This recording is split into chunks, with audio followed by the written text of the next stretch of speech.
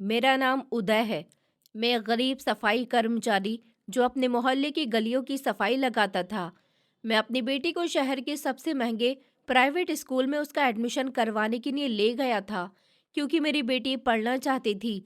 जैसे ही मैं अपनी बेटी को स्कूल में लेकर गया और वहाँ मेरी मुलाकात प्रिंसिपल से हुई, तो उसने मेरे गंदे कपड़े देखकर एडमिशन लेने से इनकार कर दिया और कहा कि तुम फीस नहीं दे सकोगे। मैंने खामोशी से अपनी जेब से एक चेकबुक निकाली और भरपूर फीस का चेक काट कर रख दिया। प्रिंसिपल ने गुस्से में चेक फाड़ना चाहा, मगर जब उसने अकाउंट होल्डर का नाम पढ़ा तो वो कुर्सी से खड़ा हो गया था। उसके चेहरे से पसीना टपकने लगा था। उसकी हालत तो देखने वाली हो गई थी। उसे अपनी आंखों पर विश्वास नहीं हो रहा था कि उसके सामने खड़ा हुआ इंसान कुछ ऐसा भी कर सकता है, क्योंकि ये सफाई कर्मचारी जो उसके सामने खड़ा था वो तो। चारों तरफ गाड़ियों का शोर गूंज रहा था। मैं अपनी गाड़ी में बैठा था। गाड़ी अपने रास्ते को चल रही थी। सिग्नल आने पर मैंने अपनी गाड़ी रोक दी। अभी मैं सिग्नल खुलने का इंतजार ही कर रहा था, जब अचानक से मेरी नज़र भीख मांगती हुई एक 10 साल की मासूम बच्ची पर गई। ये समाज न जाने किन रास्तों पर चल रहा है। जिस उम्र में बच्चों को शिक्षा हासिल करनी चाहिए, खेल कूद करना चाहिए, अपनी ज़िंदगी को एंजॉय करना चाहिए, उस उम्र के बच्चे आज हमें सड़कों पर भीख मांगते हुए दिखाई देते हैं। मैं इस लड़की को देखकर ही अफसोस में नहीं डूब गया था, बल्कि मैं सड़क पर भीख मांगने वाले हर बच्चे को देखकर अफसोस में डूब जाता हूँ, क्योंकि मैं चाहता हूँ कि हमारे समाज के हर बच्चे का भविष्य सुनहरा हो, ना कि उनका भविष्य सड़कों पर भीख मांगकर बर्बाद हो रहा हो। ये एक मासूम लड़की थी जो फटे पुराने कपड़ों में आते जाते लोगों को रोक रही थी, उनके आगे हाथ फैला रही थी, उनसे पैसे लेकर अपने हाथ में मौजूद मैले से थैले में रख रही थी। उसके चेहरे पर सारे जमाने की धूल मिट्टी लिपटी हुई थी। ऐसा लगता था न जाने कब से इसने पेट भरकर खाना भी नहीं खाया। न जाने किन मजबूरियों के कारण इसके माता पिता ने इसे सड़क पर इस तरह भीख मांगने के लिए छोड़ दिया था, या फिर ये अपनी मर्जी से ही भीख मांग रही थी।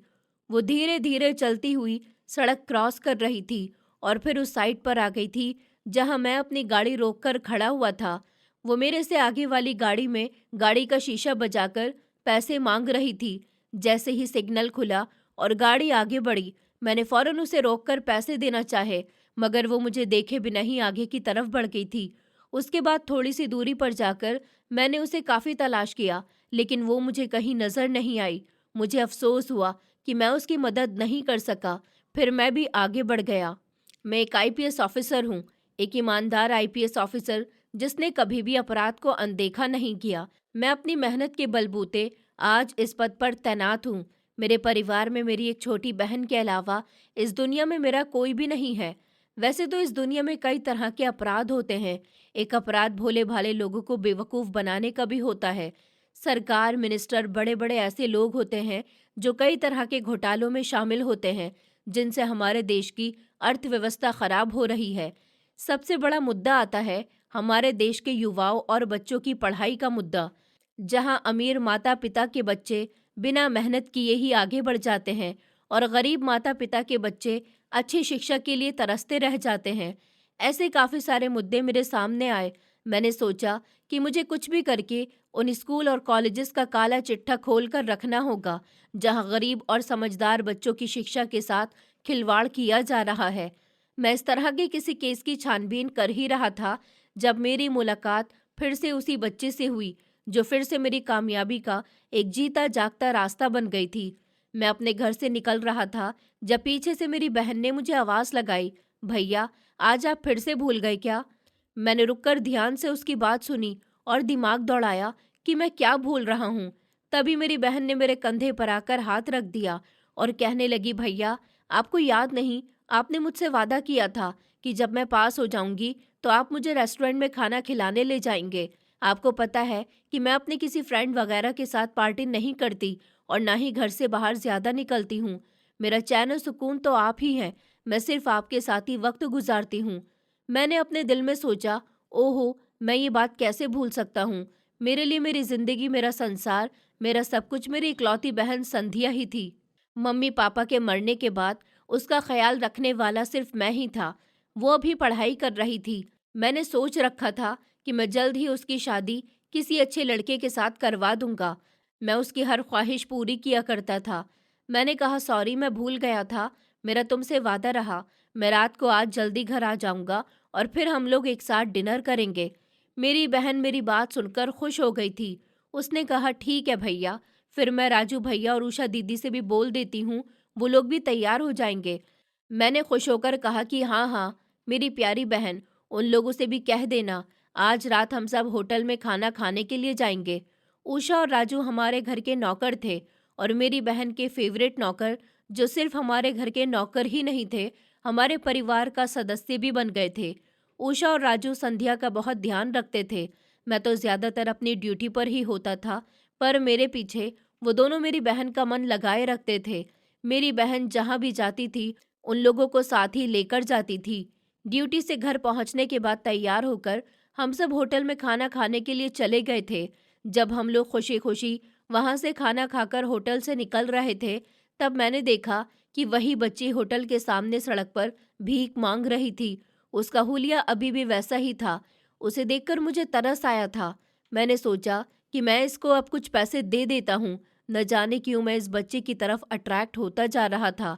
मैंने उन तीनों को अपनी गाड़ी में बैठा दिया था और खुद गाड़ी से उतरकर सड़क पार करके उस बच्ची के पास जाने ही वाला था, जब वो बच्ची खुद ही सड़क पार करके मेरी तरफ की साइड आने के लिए अपने कदम बढ़ा रही थी।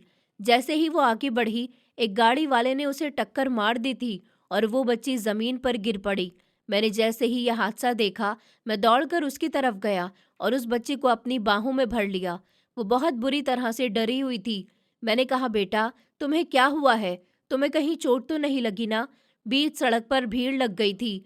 बाइक वाले ने भी सही समय पर अपनी बाइक रोक दी थी। बच्ची को कहीं चोट तो नहीं आई थी?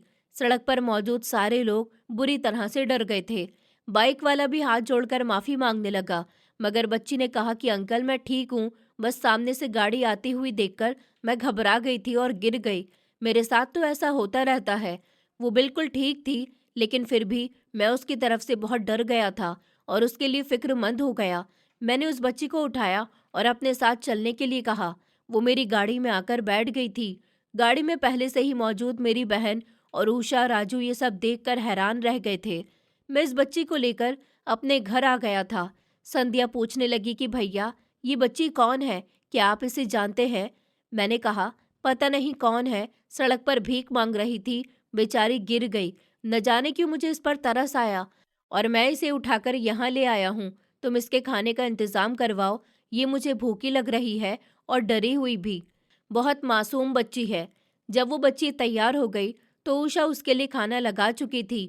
उसने ऐसे खाना खाया जैसे उसे खाना न जाने कब से न मिला हो। उसकी आंखों में मासूमियत थी, लेकिन न जाने क्यों उसे अपने घर जाने की फिक्र नहीं थी।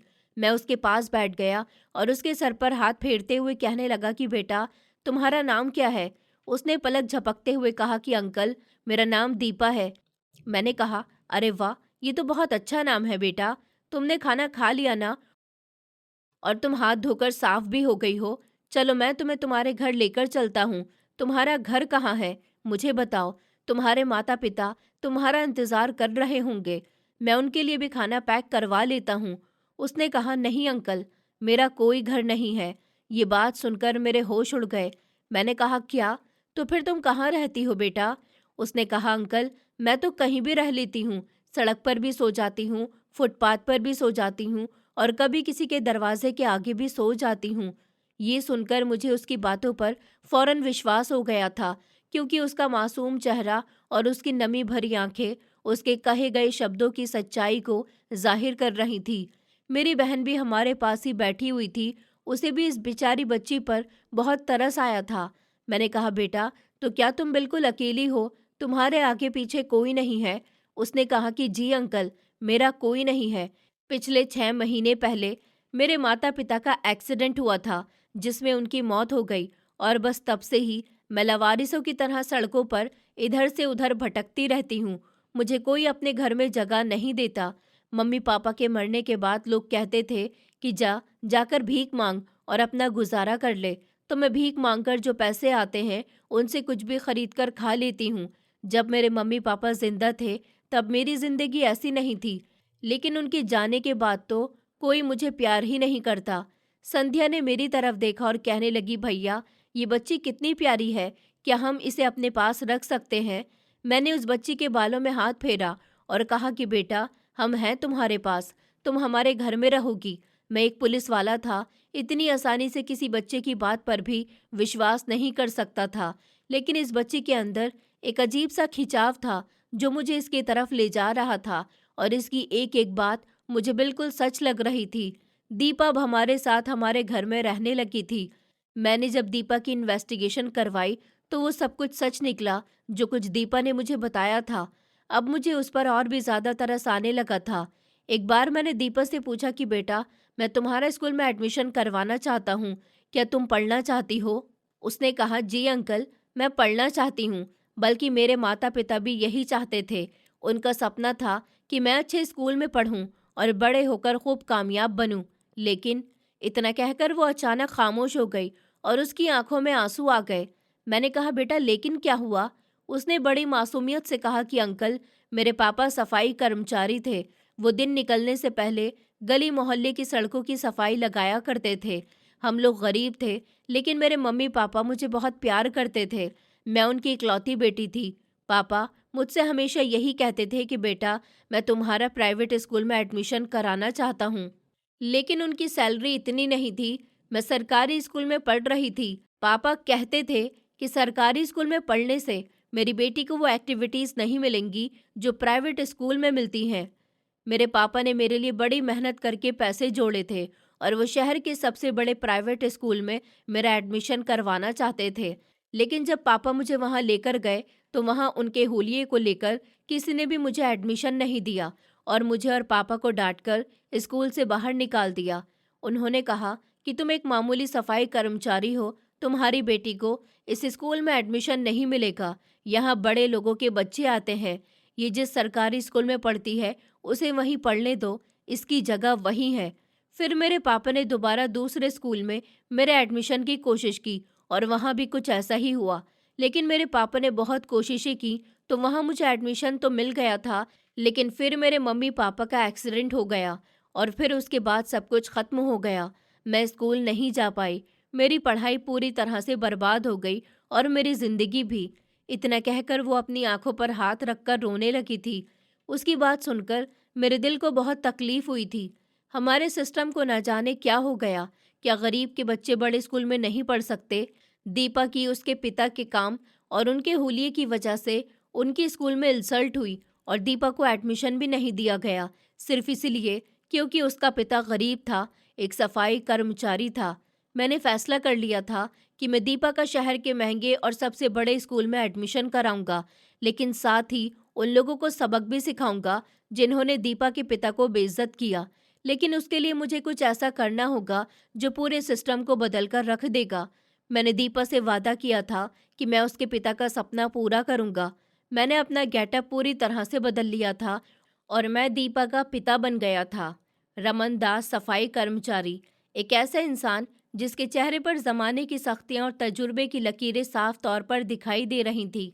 बिल्कुल ऐसे जैसे धूप में काम करने की वजह से मेरा रंग सांवला हो चुका हो और हाथों पर मेहनत के छालों के निशान, कॉलर पर पसीने के जिद्दी दाग और एक तरफ से घिस चुकी चप्पल।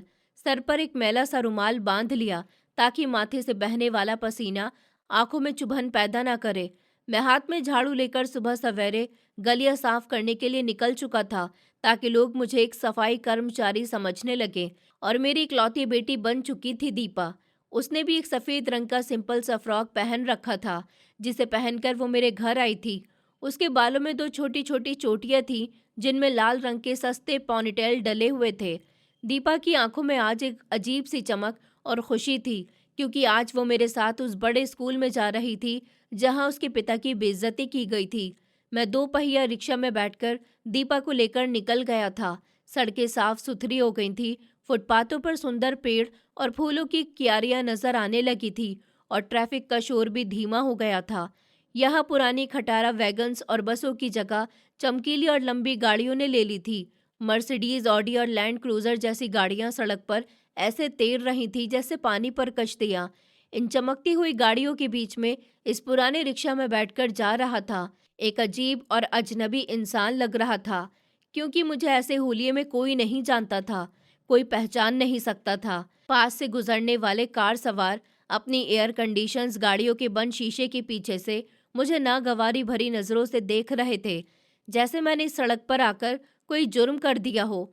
कई बार तो तेज रफ्तार गाड़ियों ने मेरी रिक्शा से गुजरते हुए जोर से हॉर्न बजाया था। मैंने देखा था कि रिक्शा वाले को भी लोग कुछ इसी तरह की नजरों से देख रहे थे। वो हॉर्न इसलिए बजा रहे थे ताकि रिक्शा रास्ते से हट जाए। रिक्शा वाला बड़े सब्र और तसल्ली के साथ अपनी लाइन में रिक्शा चलाता रहा। मेरे दिल में भी एक फैसला था जो इन अमीर लोगों की हरकत भरी नजरों से कहीं ज्यादा मजबूत था। लगभग आधे घंटे की यात्रा के बाद हम शहर के सबसे फेमस और महंगे स्कूल में आ गए थे, जिसका नाम था एंटी ग्रामर स्कूल। हम वहां के गेट के सामने पहुंच गए थे। ये बिल्डिंग किसी स्कूल से ज्यादा किसी राजा का महल या 5 स्टार होटल जैसी लगती थी। इसकी दीवारें बहुत ऊंची थी और मेन गेट बेइंतहा शानदार और बड़ा था, जिस पर बड़े बड़े शब्दों में स्कूल का नाम लिखा हुआ था। गेट के बाहर प्राइवेट सिक्योरिटी गार्ड की एक फौज तैनात थी, जिनके हाथों में बड़ी बड़ी गन्स और वॉकी टॉकी सेट्स थे। रिक्शा वाले ने स्कूल के गेट से थोड़ी दूरी पर हमें छोड़ दिया था और फिर रिक्शा चालक पैसे लेकर वहां से जा चुका था। गेट पर खड़ा एक सेहतमंद और लंबी मूंछों वाला गार्ड, जिसकी वर्दी बिल्कुल साफ थी और सख्त थी, वो फौरन चौकन्ना हो गया था और तेजी से मेरी तरफ बढ़ा। उसके चेहरे पर गुस्से भरे एक्सप्रेशन आ गए थे और उसने आते ही हाथ के इशारे से दीपा और मुझे रोक लिया था और कड़क आवाज में बोला, ओ भाई, यहाँ पर क्या कर रहे हो? क्यों रुक गए हो यहाँ? चलो जाओ यहाँ से। शाबाश, आगे बढ़ो। ये किसी मजदूर की फैक्ट्री नहीं है। मैंने सुकून का सांस लिया और दीपा का हाथ पकड़कर आगे की तरफ बढ़ा और उसको नमस्कार किया और नरमी से कहा कि भैया, मैं यहाँ किसी नौकरी की तलाश में नहीं आया हूँ और ना ही मैं यहाँ खड़े होने का शौकीन हूँ। मैं तो अपनी बेटी के एडमिशन के लिए प्रिंसिपल सर से मिलने आया हूँ। ये सुनकर गार्ड और उसके साथ खड़े हुए दूसरे सिक्योरिटी वाले एक लम्हे के लिए हैरान रह गए थे और जोर जोर से हंसने लगे, जैसे मैंने उनको कोई जोक सुना दिया हो। गार्ड ने नेगेटिव अंदाज में मुस्कुराते हुए मुझे ऊपर से लेकर नीचे तक देखा था और कहा कि लगता है कि आज सुबह सुबह ही कोई सस्ता नशा कर लिया है तूने। अरे अकल के अंधे, जरा आंखें खोल कर देख, कौन सी जगह है? यहाँ शहर के वो लोग आते हैं जिनकी गाड़ियों के टायरों की कीमत तुम्हारी 5 साल की कमाई से भी ज्यादा है। यहाँ एडमिशन तो दूर की बात है, तुम जैसे लोगों को गेट के अंदर झांकने की भी परमिशन नहीं है। जाओ जाओ, अपना वक्त बर्बाद मत करो और अपनी बच्ची को लेकर किसी सरकारी स्कूल में जाओ, जहाँ जमीन पर बैठकर बच्चे पढ़ते हैं। यही औकात होती है तुम लोगों की। मैंने गार्ड की बदतमीजी और उसकी गलत बातों पर गुस्सा करने के बजाय मुस्कुराते हुए देखा कि देखो भैया, शिक्षा हासिल करना हर बच्चे का हक है, चाहे वो महल में रहता हो या फिर झोपड़ी में। और मैंने सुना है कि ये शहर का सबसे फेमस स्कूल है, इसीलिए मैं चाहता हूँ कि मेरी बेटी यहीं पर पढ़े। तुम मेहरबानी करके मुझे अंदर जाने की इजाज़त दे दो, तो मैं प्रिंसिपल सर से खुद बात कर लूँगा। अगर उन्होंने इनकार कर दिया तो मैं यहाँ से चला जाऊँगा। गार्ड का व्यवहार और भी ज़्यादा कड़क हो गया और उसने मुझे बाजू से पकड़कर धक्का देने की कोशिश की। क्या शराफत की ज़ुबान तुम्हें समझ नहीं आती? लगता है डंडे के जोर पर समझाना पड़ेगा। अभी हम बहस कर ही रहे थे कि अंदर से स्कूल का एडमिनिस्टर बाहर निकल आया। ये एक मिडिल एज का इंसान था, जिसने 3 पीस सूट पहन रखा था और आंखों पर महंगा चश्मा लगाया हुआ था। उसने झुंझलाहट से पूछा कि ये कैसा शोर मचा रखा है गेट पर। गार्ड ने फौरन पीछे पलटकर देखा और शिकायत लगाने वाले अंदाज में कहा कि सर, ये मजदूर जिद कर रहा है कि इसे प्रिंसिपल साहब से मिलना है और कहता है कि इस स्कूल में अपनी बेटी का एडमिशन करवाना है। मैं इसे कब से समझा रहा हूँ कि ये जगह इसकी औकात से बाहर है, मगर ये मान ही नहीं रहा। एडमिनिस्ट्रेटर ने मुझे अपमान भरी नजरों से देखा। मेरे मेले कपड़े, उलझे हुए बाल और पुरानी चप्पल देखकर उसने नाक सिकोड़ ली, जैसे उसे मेरे अंदर से बहुत बदबू आ रही हो। उसने बेहद रूखे और ठंडे अंदाज में कहा कि देखो अनपढ़ आदमी, हमारे स्कूल के नियम और उसूल बहुत सख्त हैं। इस स्कूल का लेवल बहुत ऊंचा है। यहाँ एडमिशन फॉर्म की कीमत ही लगभग 10,000 रुपये है, जो शायद तुम्हारी महीने भर की बचत होगी। तुम क्यों यहाँ अपना और हमारा टाइम बर्बाद कर रहे हो? यहाँ तुम्हारी दाल नहीं गलने वाली। चलो जाओ यहाँ से। मैंने खामोशी से अपनी जेब से एक पुराना सा बटुआ निकाला और उसमें मुड़े तुड़े नोट निकाल कर गिने। ये मेरे हाथों की मेहनत की कमाई थी। मैंने 10,000 रुपये पूरे करके सीधा एडमिनिस्ट्रेटर की तरफ बढ़ाए और कहा कि ये लीजिए सर, फॉर्म के पैसे। बाकी फीस का भी ऊपर वाला कोई ना कोई रास्ता निकाल देगा। आप बस मुझे एक बार प्रिंसिपल सर से मिलने की इजाज़त दे दीजिए। मैं वादा करता हूँ कि आपको शिकायत का मौका नहीं दूंगा। एडमिनिस्ट्रेटर उन नोटों को देखकर दंग ही रह गया था। उसे उम्मीद नहीं थी कि एक मामूली सी गलियों में झाड़ू लगाने वाला जल्दी से इतनी कमाई निकाल देगा। शायद मेरी जिद या मेरी आंखों में मौजूद सच्चाई ने उसे ऐसा करने पर मजबूर कर दिया था। उसने सोचा कि चलो इसे अंदर भेज देता हूँ, प्रिंसिपल सर खुद ही इसे 2 मिनट में भगा देंगे और उसकी जान छूट जाएगी। उसने गार्ड को इशारा किया कि इसे अंदर जाने दो। गार्ड ने बड़बड़ाते हुए गेट खोला और मैंने दीपा का हाथ थामा। इस बड़ी सी बिल्डिंग में पहला कदम रखा। अंदर का माहौल बाहर की दुनिया से बिल्कुल अलग और हैरान कर देने वाला था। हर तरफ हरियाली ही हरियाली, सुंदर फूल और हरी हरी घास नजर आ रही थी। बिल्डिंग पूरी तरह से एयर कंडीशन थी। जैसे ही मैं दीपा के साथ अंदर दाखिल हुआ तो ठंडी हवा के झोंके ने मेरा स्वागत किया था और पसीने की बदबू महंगे परफ्यूम की खुशबू में दब गई थी। रास्ते में चलते हुए मुझे और दीपा को वहाँ पर मौजूद अमीर पेरेंट्स और मॉडर्न माओ और स्टैंडर्ड कपड़ों में मौजूद टीचर्स रुक रुक कर देखने लगे थे। ये नज़ारा उनके लिए बहुत अजीब था कि इस 5 स्टार माहौल में ये मेले कपड़ों वाला इंसान और उसकी बच्ची क्या कर रहे हैं। कुछ औरतें ने तो अपनी बेटियों को मुझसे दूर ही कर लिया था, जैसे गरीबी कोई खतरनाक बीमारी हो जो छूने से लग जाएगी। कुछ लोगों ने चर्चा की और कुछ ने नेगेटिव स्माइल पास की। दीपा सहम गई थी और उसने मेरा हाथ मजबूती से पकड़ लिया था। वो डरी हुई आवाज़ में बोली कि अंकल, ये लोग हमें ऐसे क्यों देख रहे हैं। मैंने उसे धीमी आवाज़ में कहा कि बेटा, अंकल नहीं पापा बोलो। उसने कहा कि जी पापा, ये लोग हमें ऐसे क्यों देख रहे हैं। क्या हम किसी गलत जगह आ गए हैं या फिर हमसे कोई गलती हो गई है। मैंने मोहब्बत से उसके सर पर हाथ फेरा और उसे हौसला देते हुए कहा कि नहीं बेटा, हमसे कोई गलती नहीं हुई है। ये लोग बस हैरान है कि फूलों के बाग में ये मामूली सा पौधा कहाँ से आ गया। लेकिन तुम फिक्र मत करो, तुम यहाँ सबसे ज़्यादा मेहनत करोगी और इन सब से आगे निकल जाओगी। हम चलते चलते रिसेप्शन के काउंटर पर पहुँच गए थे, जहाँ एक बेहद मॉडर्न लड़की कंप्यूटर पर कुछ टाइप कर रही थी। मैंने अपना मुद्दा उसके सामने रखा तो उस लड़की ने भी मुझे टालने की कोशिश की और कहा कि प्रिंसिपल सर बहुत बिजी हैं और अपॉइंटमेंट के बिना वो किसी से नहीं मिलते।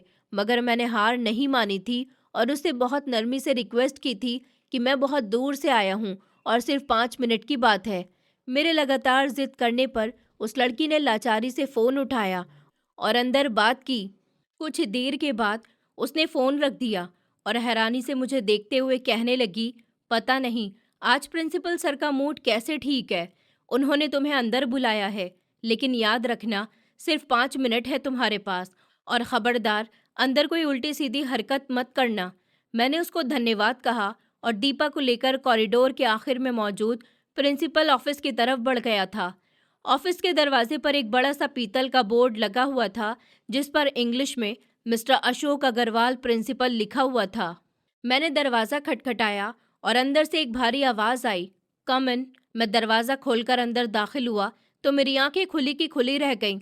ये कोई मामूली ऑफिस नहीं था, बल्कि एक बहुत बड़ा हॉल था, जिसमें बेहद कीमती ईरानी कालीन बिछे हुए थे और दीवारों पर नई नई पेंटिंग्स लगी हुई थी। कमरे के कोने में शीशे की एक बहुत बड़ी और कीमती टेबल के पीछे मिस्टर अशोक अग्रवाल बैठे हुए थे। वो एक सेहतमंद और घमंड पहचान वाला इंसान था। उसने गहरे रंग का एक इम्पॉर्टेंट 3 पीस सूट पहन रखा था और उसकी कलाई में सोने की ब्रांडेड घड़ी चमक रही थी, जो इस कमरे की रोशनी में बेहद चमक रही थी। वो अपनी घूमने वाली चमड़े की कुर्सी पर टेक लगाए बड़ी बेपरवाही से फाइल को चेक कर रहा था। मैं और दीपा दरवाजे के पास कुछ देर खामोशी से खड़े रहे, क्योंकि हमें बैठने के लिए नहीं कहा गया था। कमरे में पिन ड्रॉप साइलेंस था, सिर्फ एसी की धीमी आवाज़ आ रही थी। काफ़ी देर के बाद मिस्टर अशोक अग्रवाल ने चश्मा ऊपर करके मुझे देखा तो उसके माथे पर बल पड़ गए थे और चेहरे पर नाराज़गी छा गई थी। उसने बैठने का इशारा तक नहीं किया और कड़क शब्दों में पूछा कि हाँ भाई, बोलो क्या काम है, क्यों मेरा इम्पोर्टेंट टाइम बर्बाद करने के लिए आए हो। मैंने इज्जत और नरमी से झुककर उसको नमस्कार किया और धीमी आवाज़ में कहा कि सर, मैं रमन दास हूँ। मैं अपने मोहल्ले की गलियों में सफाई लगाता हूँ। मैं यहाँ अपनी बेटी का आपके स्कूल में एडमिशन करवाना चाहता हूँ। मेरी बेटी बहुत इंटेलिजेंट और समझदार बच्ची है। इसे पढ़ने का जुनून है और मैं चाहता हूँ कि इसे इस शहर की सबसे बेहतरीन शिक्षा मिले ताकि ये अपना भविष्य संवार सके। उस आदमी ने मेरी बात सुनकर एक जोरदार हंसी हंसी जो पूरे कमरे में गूंज उठी थी। वो अपनी कुर्सी से उठा और धीरे से चलते हुए टेबल के सामने आया। उसने मेरे मेले कपड़े, टूटी हुई चप्पल और दीपा के सादे हुलिये को ऊपर से नीचे तक देखा और घमंड भरे अंदाज में कहा कि भाई तुम रास्ता भूल गए हो या तुम्हें बाहर लगा हुआ बोर्ड पढ़ना नहीं आता। ये शहर का सबसे बड़ा एंटी ग्रामर स्कूल है, कोई अनाथ आश्रम नहीं। यहाँ इस शहर के मिनिस्टर्स, ब्यूरोक्रेट्स और बड़े बड़े बिजनेस टाइकून्स के बच्चे पढ़ते हैं। तुम्हारी बेटी इन बच्चों के बीच कैसे सरवाइव करेगी? इसके पास तो पहनने को ढंग से कपड़े भी नहीं है। जब क्लास में दूसरे बच्चे अपनी गर्मियों की छुट्टियां लंदन, पेरिस और स्विट्जरलैंड में गुजारने की बातें करेंगे तो तुम्हारी बेटी क्या बताएगी कि वो छुट्टियां अपने पिता की झाड़ू हाथ में लेकर गुजारेगी? तुम क्यों इस मासूम बच्ची में हीन भावना पैदा करना चाहते हो? अपनी औकात में रहो और जाओ इसे किसी ऐसे स्कूल में दाखिल करवाओ जहां इसके जैसे और बच्चे हों। मैंने प्रिंसिपल की ये घटिया बातें बड़ी खामोशी से और सब्र से सुन ली थी। मेरे चेहरे पर गुस्से या शर्मिंदगी का कोई एक्सप्रेशन नहीं आया था, बल्कि एक अजीब सा आत्मविश्वास था। मैंने सुकून भरे अंदाज में जवाब दिया कि सर, इज्जत, काबिलियत और समझदारी का संबंध पैसे या स्टेटस से नहीं होता। ये तो ऊपर वाले की देन है। मेरी बेटी इंटेलिजेंट है। अगर आप इसे मौका देंगे तो वो आपके स्कूल का नाम रोशन करेगी। और रही बात स्टेटस की, तो समय बदलते देर नहीं लगती। आज जो गरीब है कल अमीर हो सकता है। इंसान का किरदार बड़ा होना चाहिए, बैंक बैलेंस नहीं। प्रिंसिपल का चेहरा गुस्से से लाल हो गया था। उसे ये बात बहुत ही नागवार गुजरी थी कि एक मामूली और जाहिल सफाई करने वाला उसके ऑफिस में खड़ा होकर उसकी आंखों में आंखें डालकर उसे शिष्टाचार और नैतिकता सिखा रहा है। अशोक अग्रवाल ने गुस्से से टेबल पर हाथ मारा और चीख कर कहा कि मुझे फिलॉसफी मत सिखाओ। तुम जैसे लोग बातें तो बड़ी बड़ी करते हो, मगर जब जेब से पैसे निकालने की बारी आती है तो दुम दबाकर भाग जाते हो। तुम्हें आइडिया भी है कि यहाँ की फीस कितनी है? यहाँ 20 लाख रुपए में एडमिशन होता है और महीने की फीस 80,000 रुपए है। इसके अलावा यूनिफॉर्म, बुक्स और ड्रेस के खर्चे लाखों में हैं। तुम अपनी पूरी जिंदगी भी हाथ में झाड़ू लेकर गलियों की सफाई करोगे और खून पसीना एक करोगे, तब भी तुम इतने पैसे जमा नहीं कर सकोगे जितना यहाँ एक महीने का खर्च है। इसीलिए शराफत से निकल जाओ, वरना मैं सिक्योरिटी को बुलाकर तुम्हें धक्के देकर बाहर निकलवा दूंगा और फिर तुम्हें लेने के देने पड़ जाएंगे। मैंने प्रिंसिपल की आंखों में देखा, जहां घमंड और अकड़ कूट कूट कर भरी हुई थी। मैंने धीरे से कहा कि सर, अगर मैं फीस जमा कर दूं तो क्या आप मेरी बेटी को एडमिशन दे देंगे? फिर तो आपको कोई एतराज नहीं होगा ना? प्रिंसिपल ने एक जहरीली मुस्कुराहट के साथ कहा कि अगर तुम अभी और इसी समय पूरी फीस पे कर दोगे तो मैं वादा करता हूँ कि तुम्हारी बेटी को अभी के अभी एडमिशन मिल जाएगा। मगर मैं अच्छी तरह से जानता हूँ कि तुम सिर्फ मेरा टाइम बर्बाद कर रहे हो। तुम्हारी जेब में तो शायद वापसी का किराया भी नहीं होगा। मैंने कुछ कहे बिना अपनी मेली कुचेली पैंट की जेब में हाथ डाला। प्रिंसिपल मुझे देखता रहा कि शायद मैं अब उससे कोई सिफारिश की पर्ची निकालूंगा या गिड़गिड़ाकर भीख मांगूंगा या फीस माफ करने की अपील करूंगा। मगर मैंने जेब से एक लंबी सी चेकबुक निकाली। ये नज़ारा देखकर प्रिंसिपल की आंखें हैरानी से फैल गई थी और वो हक्का बक्का सा रह गया था। इससे पहले कि वो कुछ बोलता, मैंने टेबल पर रखा हुआ प्रिंसिपल का महंगा और ब्रांडेड पेन उठाया और बड़ी समझदारी और सुकून से चेकबुक खोला। मैंने चेकबुक पर डेट डाली, स्कूल का नाम लिखा और फिर रकम वाले कॉलम के अंकों और शब्दों में 20 लाख रुपए लिख दिए। पूरे साल की फीस और बाकी के खर्चे के लिए काफ़ी ज़्यादा थे। प्रिंसिपल ये सब कुछ देखकर दंग रह गया। उसका दिमाग ये बात स्वीकार करने को तैयार ही नहीं था कि एक फटे पुराने कपड़े वाले सफाई कर्मी के पास बैंक का चेक भी हो सकता है और उसमें इतनी रकम भी हो सकती है। मैंने चेक पर साइन किए, उसे चेकबुक से अलग किया और उसे प्रिंसिपल से बिल्कुल सामने टेबल पर रख दिया और पेन वापस अपनी जगह पर रखते हुए बेहद सीरियस होकर कहा कि ये लीजिए सर, पूरे साल की फीस। आप मेरी बेटी का फॉर्म दे दीजिए और रसीद भी बनाकर दीजिए। प्रिंसिपल का गुस्सा और ईगो अब अपनी ऊंचाई को पहुंच चुका था। उसे लगा कि ये सिर्फ उसके साथ कोई बड़ा सा मजाक हो रहा है या फिर ये चेकबुक फेक है और यकीनन चेक बाउंस हो जाएगी। उसने गुस्से से कांपते हुए हाथों से चेक उठाया और चीख कर बोला कि तुम मुझे बेवकूफ़ समझते हो? तुम्हारी इतनी जुर्रत कि तुम मेरे साथ मजाक करो। तुम्हारा ये कागज का टुकड़ा मैं अभी फाड़ कर तुम्हारे मुंह पर मारता हूँ और फिर तुम्हें पुलिस के हवाले करता हूँ ताकि तुम जेल में सड़ते रहो। अशोक ने चेक को दोनों हाथों में मजबूती के साथ थाम लिया था और उसे पढ़ने के लिए पोजीशन ली। प्रिंसिपल अशोक अग्रवाल के हाथों में वो चेक किसी बम की तरह मौजूद था, जिसे वो फाड़कर अपनी ईगो को सुकून देना चाहता था। उसके चेहरे पर नफरत और घमंड के ऐसे एक्सप्रेशन थे जो किसी भी इज्जतदार इंसान के दिल को छन्नी करने के लिए काफी थे। उसने चेक के दोनों किनारों को मजबूती से पकड़ा और अपनी उंगलियों में पूरी ताकत भर ली थी ताकि वो इस कागज के टुकड़े को दो हिस्सों में बांटकर मेरे मुंह पर दे मारे और मुझे बता सके कि उसके महंगे ऑफिस में गरीबों के जज्बात और कागज के टुकड़ों की कोई अहमियत नहीं है। मैं जो अभी तक बिल्कुल खामोश खड़ा हुआ था और जिसके चेहरे पर एक सुकून था, मैंने अचानक एक ऐसी ठंडी और भारी आवाज में कहा कि मिस्टर अशोक अग्रवाल, चेक फाड़ने से पहले एक बार इस पर लिखे हुए नाम को और रकम को ध्यान से देख लो, वरना तुम अपनी बाकी की जिंदगी पछतावे की आग में जलते रहोगे और तुम्हारी नस्ल भी इस गलती की सजा भुगतेगी। मेरी आवाज में कुछ ऐसा घमंड और मामूली विश्वास था कि प्रिंसिपल के हाथ हवा में ही रुक गए थे। हालांकि वो एक गरीब और मामूली सफाई कर्मी की धमकी पर रुकने वाला इंसान नहीं था, मगर उसी लम्हे मेरी आंखों में मौजूद चमक और शब्दों की काट ने उसे ना चाहते हुए भी रुकने पर मजबूर कर दिया। कमरे में मौजूद सन्नाटा इतना गहरा था कि दीवार पर लगी हुई कीमती क्लॉक की टिक टिक भी हथौड़े की तरह सुनाई देने लगी। अशोक ने अपनी गिरफ्त ढीली की और अपनी नजरें चेक के निचले हिस्से पर जमा दी, जहां अकाउंट होल्डर का नाम दर्ज था। उसका ख्याल था कि वहां किसी ट्रांसपोर्ट कंपनी के मालिक का नाम होगा या शायद मैंने किसी सेठ का चेक चोरी किया होगा। लेकिन जब उसकी नज़र नाम पर पड़ी तो वहां साफ साफ शब्दों में उदय सक्सेना लिखा हुआ था। ये नाम पढ़ते ही अशोक के दिमाग में एक धमाका सा हुआ, क्योंकि ये कोई मामूली नाम नहीं था। ये उस नाम के साथ जुड़ी हुई दहशत और ताकत थी जिससे पूरा शहर वाकिफ था।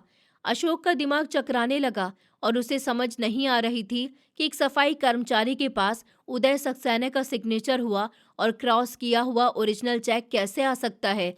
इससे पहले कि अशोक कुछ बोलता या इस कंडीशन को समझ पाता, अचानक ऑफिस का दरवाज़ा थोड़ा आराम से खुला था और एक भारी भरकम इंसान बिना इजाज़त के अंदर दाखिल हुआ था। ये इंसान सेठ कंचन दास था, जो स्कूल के प्रबंधन कमेटी का अध्यक्ष और इलाके का सबसे बड़ा लैंड माफिया डॉन और सियासी पहचान था। सेठ कंचन दास ने सफ़ेद रंग का कुर्ता सलवार पहना हुआ था, कानों में बालियां थीं और गले में सोने की मोटी सी चेन थी। उसके पीछे उसके दो पर्सनल बॉडीगार्ड्स भी थे, जो दरवाजे पर ही रुक गए थे। सेठ कंचन दास के आने ने कमरे का माहौल और भी ज्यादा बोझल कर दिया। उसने अंदर आते ही अपनी गिरफ्तार आवाज में कहा, अरे अशोक साहब, ये क्या तमाशा है? मैं पिछले 10 मिनट से बाहर खड़ा हूँ और आपका स्टाफ कह रहा है कि आप किसी मीटिंग में बिजी हैं। मैं देखना चाहता हूँ कि वो कौन सा वीआईपी है जिसके लिए आपने सेठ कंचन दास को इंतजार करवाया। कंचन दास की नज़र जब मेरे और दीपा पर पड़ी तो उसने एक जोरदार हंसी का कहकहा लगाया और नफरत से देखते हुए कहने लगा, ओहो, तो ये है वो वीआईपी मीटिंग, एक सफाई कर्मचारी और उसकी ये मेले कपड़ों वाली बच्ची। आपने इस भिखारी को अपने ऑफिस में घुसने कैसे दिया? मेरे कुत्ते भी इससे बेहतर जगह बैठते हैं। प्रिंसिपल अशोक, जो पहले ही चेक देखकर बौखलाया हुआ था, सेठ कंचनदास को देखकर और भी ज्यादा घबरा गया। वो फौरन अपनी कुर्सी से उठा और स्वागत भरे अंदाज में आगे बढ़ते हुए कहने लगा, अरे नहीं नहीं सेठ, आप गलत समझ रहे हैं। मैं तो बस इसे निकालने ही वाला था। ये आदमी पागल है, सुबह सुबह से लगा रखा है कि मेरी बेटी को एडमिशन दे दो। मैं इसे समझा रहा हूँ कि इस स्कूल में अपनी बेटी का एडमिशन करवाना तुम्हारे बस की बात नहीं है। सेठ कंचनदास ने मेरी तरफ देखा और अपनी मोटी उंगली नचाते हुए कहने लगा, ओ भिखारी, निकल जा यहाँ से, वरना मैं अपने गार्ड से कहकर तेरी हड्डियां तोड़वा दूंगा। तुझे पता नहीं है कि ये स्कूल किसका है, और वैसे भी मुझे वो आखिरी सीट चाहिए जो तुमने होल्ड कर रखी है। मेरे बिजनेस पार्टनर का बेटा आ रहा है, उसे एडमिशन देना है। इस दो कौड़ी के सफाई कर्मचारी की बच्ची की जगह। मैंने सेठ कंचनदास की बदतमीजी और धमकी को बड़ी खामोशी से सुन लिया था। दीपा डर के मारे मेरे पीछे छुप गई थी और उसकी आंखों में आंसू तैर रहे थे। दीपा की आंखों में आंसू देखकर मेरी आंखों में एक अजीब सी आग भड़क उठी थी। मैं जो अभी तक खामोश था, एकदम आगे बढ़ा और सेठ कंचनदास की आंखों में आंखें डालकर बोला कि जुबान संभाल कर बात करो सेठ, ये स्कूल किसी की जागीर नहीं है और न ही तुम जैसे लैंड माफिया का अड्डा है। ये शिक्षा का संस्थान है और जिस सेठ की तुम बात कर रहे हो उसकी फीस मैं अदा कर चुका हूँ। और जिस सेठ की तुम बात कर रहे हो उसकी फीस मैं अदा कर चुका हूँ। अब वो सेठ मेरी बेटी की है। मेरा ये जवाब सुनकर सेठ कंचन दास हक्का बक्का रह गया।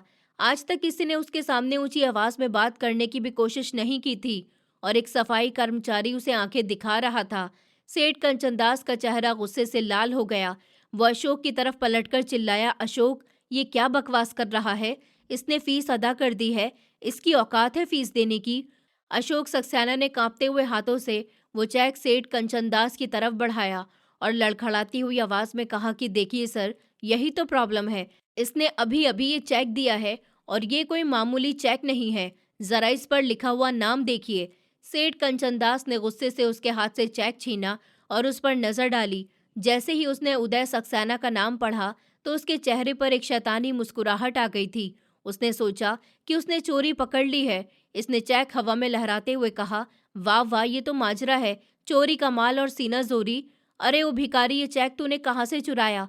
आईपीएस ऑफिसर उदय सक्सेना का चेक तेरे पास क्या कर रहा है? वो तो हमारा गुलाम है, मेरा दोस्त है। तू नहीं जानता कि उसे एक फोन करके तेरा क्या हाल हो जाएगा। तू क्या समझता है कि तू उनका चेक चोरी करके लेगा और मैं पहचानूंगा भी नहीं? मैंने सेठ कंचन दास के सफेद झूठ पर एक ठंडी आह भरी और कहा कि अच्छा, तो तुम आईपीएस ऑफिसर उदय सक्सेना को बहुत अच्छे से जानते हो। सेठ कंचन दास ने अकड़कर अपनी आस्तीन ऊपर सरकाई और गर्व भरे अंदाज में बोला कि हाँ, वो मेरा दोस्त है, बहुत पुराना। अरे वो मेरे भाइयों जैसा है, कल रात ही उससे मेरी बात हुई है। मैं अभी और इसी समय उसे फोन करके तेरी शिकायत लगाता हूँ। उनका एक चेक चोरी हो गया और वो चेक तो जैसे भिखारी कर्मचारियों के पास क्या कर रहा है। फिर देख तेरा क्या हाल होता है। पुलिस थाने में ले जाकर ऐसा सीधा करेगी कि तू हाथ में झाड़ू लेकर जेल के कोने कोने की सफाई लगाता फिरेगा। मैंने सुकून से एक कुर्सी खींची और उस पर बैठ गया। मेरा अंदाज इतना कॉन्फिडेंस भरा और निडर था कि कंचन दास भी एक लम्हे के लिए ठिठक गया। मैंने कहा, लगाओ फोन, अभी लगाओ।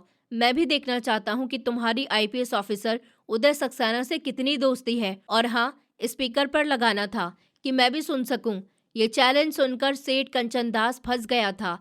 वो सिर्फ लंबी लंबी फेंक रहा था। उसका मेरे साथ दूर दूर तक कोई वास्ता नहीं था, बल्कि आज मेरी पहली बार उसके साथ मुलाकात हुई थी, क्योंकि मैं एक बेहद ईमानदार और उसूल पसंद इंसान था जो सेठ कंचन दास जैसे लोगों को मुंह नहीं लगाता था।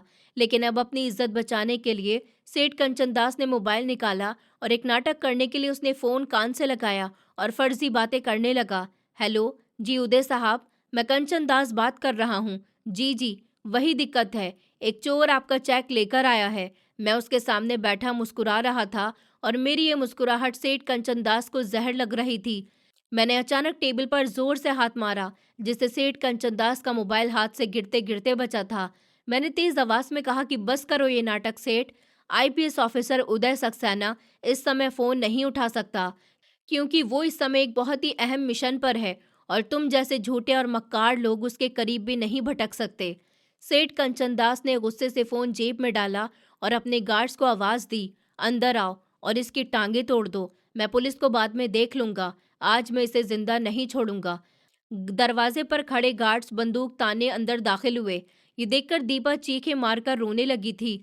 माहौल बेहद खींचा हुआ हो गया था। प्रिंसिपल अशोक अग्रवाल टेबल के नीचे छुपने की कोशिश करने लगा। मैं अपनी जगह से खड़ा हो गया। इस बार मेरी आंखों में वो गुस्सा था जो किसी शेर की आंखों में होता है। मैंने गार्ड्स की तरफ उंगली उठाई और ऐसी गरजदार आवाज में रुक जाओ कहा कि गार्ड्स के कदम खुद ब खुद रुक गए थे। मैंने सेठ कंचन दास की तरफ कदम बढ़ाया और कहा कि कंचन दास, तुम ताकत के नशे में अंधे हो चुके हो। तुम समझते हो कि दौलत और बंदूक के जोर पर तुम शिक्षा के मंदिर को अपनी जागीर बना लोगे। तुमने इस प्रिंसिपल के साथ मिलकर गरीबों का हक मारा है, स्कूल की जमीन पर कब्जा किया है। मुझे तुम्हारे काले करतूत की पूरी फाइल मिल चुकी है। सेठ कंचन दास हैरान रह गया कि इस सफाई कर्मचारी को ये सब कैसे पता और इसमें इतना हौसला कहाँ से आया। उसने हकलाते हुए कहा कि तू तू कौन है और तुझे ये सब किसने बताया? मैंने अपनी जेब से एक और कागज निकाला जो स्कूल के खुफिया अकाउंट्स की डिटेल थी और उसे सेठ कंचन दास के मुंह पर दे मारा और कहा कि ये देखो, ये तुम्हारी और अशोक अग्रवाल की चोरी का कच्चा चिट्ठा है। तुमने स्कूल फंड से करोड़ों रुपए गायब किए। तुम क्या समझते हो कि कोई नहीं देख रहा? अशोक अग्रवाल अब टेबल के पास खड़ा हो गया था। दोनों को दाल में कुछ काला लग रहा था। अशोक ने कांपती हुई आवाज में कहा कि सर, मुझे कुछ गड़बड़ लग रही है। ये सफाई कर्मचारी कोई मामूली आदमी नहीं है। इसके सिग्नेचर, मैंने चेक पर इसके सिग्नेचर देखे थे, वो बिल्कुल असली थे। सेठ कंचनदास ने बौखलाहट में कहा, क्या क्या मतलब है तुम्हारा असली थे? क्या ये आईपीएस? नहीं नहीं, उसका कोई रिश्ता है। मैंने एक गहरी सांस ली और अपने सर से वो मेला रुमाल उतारकर नीचे फेंक दिया और अपनी पैंट की जेब से एक टिश्यू निकाला और अपने चेहरे पर लगी हुई दिखावे की धूल और कालिक को साफ करने लगा। कमरे में मौत का सन्नाटा छा गया था। सबकी नजरें मेरे चेहरे पर जमी हुई थी। जैसे जैसे मेल साफ हो रही थी, सेठ कंचन दास और अशोक अग्रवाल के चेहरे से खून सूखने लगा था। ये चेहरा जो सामने आ रहा था, टीवी स्क्रीन, न्यूज़ और सरकारी बैनर्स पर छपा हुआ, वो फेमस चेहरा था जिसे पूरा शहर जानता था। ये वो चेहरा था जिसके आदेश पर पूरा शहर हिल जाता था। सेठ कंचन दास के गले से एक अजीब सी आवाज निकली, जैसे किसी ने उसका गला दबा दिया हो। उसकी टांगें कांपने लगी थी और वो दीवार का सहारा लेने पर मजबूर हो गया था। उसी लम्हे बिल्डिंग के बाहर सायरन की आवाज गूंजने लगी। किसी एक गाड़ी का सायरन नहीं था, बल्कि पुलिस का पूरा ग्रुप था। खिड़की से नीली और लाल बत्तियों की रोशनी कमरे में आने लगी थी। दरवाजा दोबारा खुला और इस बार कोई प्राइवेट गार्ड्स नहीं, बल्कि फोर्स के कमांडोज और एंटी करप्शन के ऑफिसर अंदर दाखिल हुए थे। पुलिस इंस्पेक्टर खुद सबसे आगे थे। पुलिस ने अंदर आते ही एड़ियां जोड़ी और मेरी तरफ देखकर सैल्यूट मारते हुए तेज आवाज में कहा कि सर, पूरा स्कूल घेरे में ले लिया है और सारी रिकॉर्डिंग कब्जे में है। यह नज़ारा देखकर सेठ कंचन दास और प्रिंसिपल अशोक अग्रवाल के होश उड़ गए थे। वो जमीन पर बैठ गए। अशोक अग्रवाल ने रोते हुए हाथ जोड़ लिए। सर, सर प्लीज हम पर दया कीजिए, मुझे नहीं पता था, मैं अंधा था। सेठ कंचन दास, जो कुछ देर पहले शेर बना हुआ था, अब भीगी बिल्ली बन चुका था। वो गिड़गिड़ाते हुए बोला, सर मैं तो मजाक कर रहा था, मैं तो आपका नौकर हूँ, मुझे माफ कर दीजिए। मैंने अपना चेहरा पूरी तरह से साफ कर लिया था और एक सम्मानीय अंदाज में दीपा को गोद में उठाया और नफरत भरी नजरों से दोनों को देखा और कहा कि तुम्हारा मजाक अब अदालत सुनेगी। तुमने शिक्षा को कारोबार और स्कूल को माफिया अड्डा बना रखा था। आज के बाद इस शहर का कोई भी प्रिंसिपल किसी गरीब के कपड़े देखकर उसे एडमिशन देने से इनकार नहीं करेगा। मैंने इंस्पेक्टर की तरफ इशारा करते हुए हुक्म दिया, इन दोनों को अरेस्ट कर लो। इन दोनों ने दीपा के पिता ही नहीं और भी न जाने कितने बच्चों के माता पिता को यहाँ से जलील करके निकाला होगा और उनके बच्चों का हक उन्हें नहीं दिया होगा। यहाँ तक कि इन लोगों ने बहुत सारे पैसे भी खाए हैं गरीब लोगों से। इतना ही नहीं, सेठ कंचन दास की भी सारी प्रॉपर्टी की छानबीन शुरू कर दी जाए। पुलिस वालों ने फौरन दोनों को दबोच लिया था। जब उन्हें घसीटते हुए बाहर ले जाया जा रहा था, तो स्कूल का स्टाफ और बाहर खड़े पेरेंट्स ये नज़ारा देखकर हैरान रह गए थे। दीपा को एडमिशन तो मैं दूसरे स्कूल में दिलवा ही चुका था, साथ ही उस स्कूल में होने वाले सारे गैर कानूनी कामों का पर्दाफाश भी हो चुका था। इतना ही नहीं, एक और सच्चाई थी जो खुलकर मेरे सामने आई थी। दरअसल दीपा के माता पिता का एक्सीडेंट कोई हादसा नहीं था, बल्कि ये जानबूझकर करवाया गया था। और जिसने वो एक्सीडेंट करवाया था, वो इंसान भी कोई और नहीं, अशोक अग्रवाल था।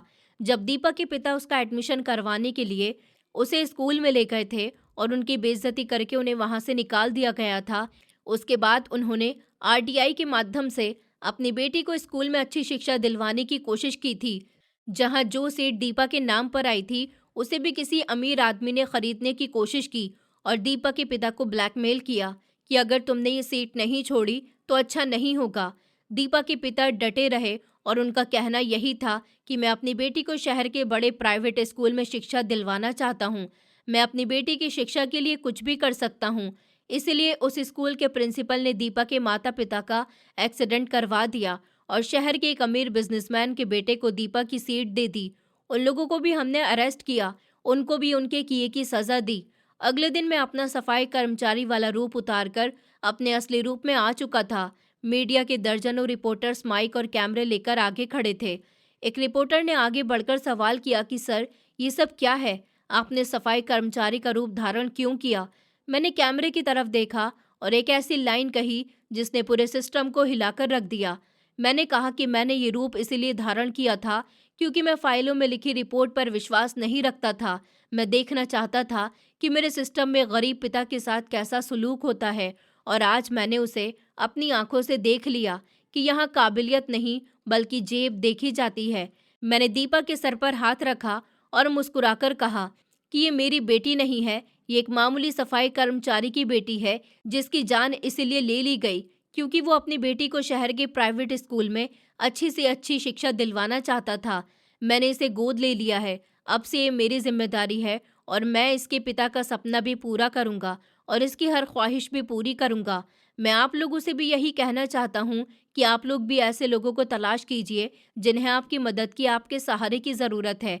अगर ये बच्ची मुझे सड़क पर भीख मांगती हुई ना दिखती और मैं इसकी दुख भरी दास्तान ना सुनता, तो शायद आज ये गली गली सड़कों पर अपना बचपन बर्बाद कर रही होती, अपना आने वाला भविष्य भी खराब कर रही होती, क्योंकि ये सब कुछ करना इसका शौक नहीं बल्कि इसकी बहुत बड़ी मजबूरी थी। हमारे समाज में अशोक अग्रवाल जैसे ही नहीं बल्कि न जाने कितने ऐसे प्रिंसिपल हैं जो इंसान के कपड़ों को देखते हैं और पिता के जूतों पर लगी हुई मिट्टी को देखकर ये तय कर लेते हैं कि वो अपने बच्चों की पढ़ाई का खर्चा नहीं उठा सकता। एक आम आदमी कुछ भी कर सकता है, लेकिन शर्त ये है कि उसे हम जैसे बड़े लोग ना तो तोड़ें बल्कि हम लोग गरीब की मदद करें। मुझे आज भी दीपा के पिता पर बहुत अफसोस होता है। वो भी जिस स्कूल में गए थे उस स्कूल पर भी हमने छापा मारा और शहर के न जाने कितने प्राइवेट स्कूलों का भांडा फोड़ दिया। हमारे समाज में आज भी बहुत सारे स्कूल ऐसे हैं जो शिक्षा नहीं मौत बांट रहे हैं, जो गरीबों के बच्चों के साथ भेदभाव करते हैं और अमीरों के बच्चों को इज्जत दी जाती है। एंटी ग्रामर स्कूल को तो हमने अपनी हिरासत में ले लिया था, पूरे स्कूल को खाली करवा लिया गया। कंचन दास और अशोक अग्रवाल जैसे बहुत से लोगों को पकड़ा गया, उनके खिलाफ कार्यवाही शुरू की गई और सख्त नियम लागू किए गए कि अगर किसी भी प्राइवेट स्कूल में गरीब के बच्चे को एडमिशन नहीं दिया गया या फिर उन लोगों से ज़्यादा कीमत वसूली गई तो उस स्कूल को बंद कर दिया जाएगा, क्योंकि अक्सर स्कूलों में बच्चों की समझदारी से ज़्यादा पिता का बैंक बैलेंस चेक किया जाता है।